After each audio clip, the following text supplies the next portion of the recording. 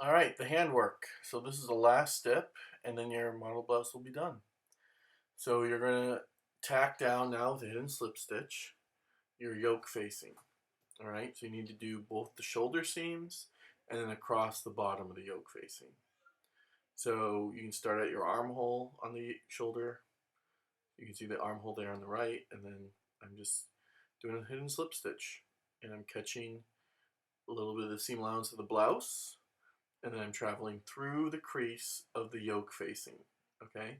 And I'm just stitching, I'm starting at the armhole, and I'm just stitching until I get to the intersection where the yoke facing is attached to the front blouse facing, okay? Right here. And then I can tie off, okay?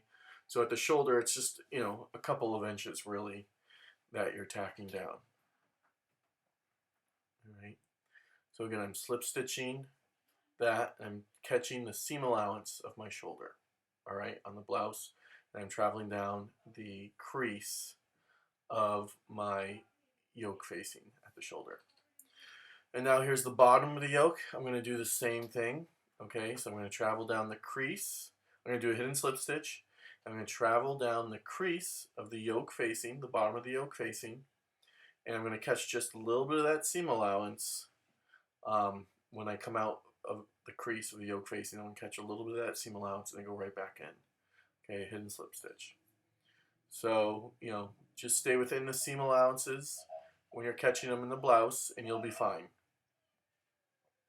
You don't want to, if you don't stay within that seam allowance, all right, then you're going to come out, you're going to see your stitches on the right side of the blouse, and we don't want to see any stitches. We want all those hidden, okay? So you'll start at one armhole and you just do a hidden slip stitch across the bottom of the yoke facing all the way to the other armhole. And then we'll do the other shoulder. And then you'll be done. The blouse will be completely done.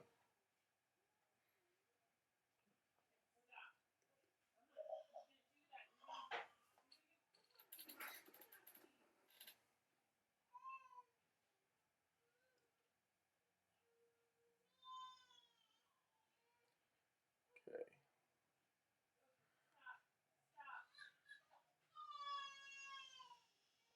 Now, you'll see in the video that my other armhole does not have the bias binding around it. Yours should have, both your armholes should be bias bound, okay? Just because you don't see it on mine doesn't mean you shouldn't do it on yours. So make sure you bias bind both your armholes if you haven't already. Or don't get confused by one of my armholes not having it. Alright, and now I'm going to do the other shoulder, where I'm attacking down the yoke facing to the blouse. And again, it's just that 2 inches from the armhole to where the yoke facing and the front bodice facing attach to each other at shoulder. And that is it. You should be proud. You have now finished your model blouse. Good work. You made it through this crazy semester. And I look forward to seeing your work. And here it is, all tacked down. Completely done. Good job, everyone.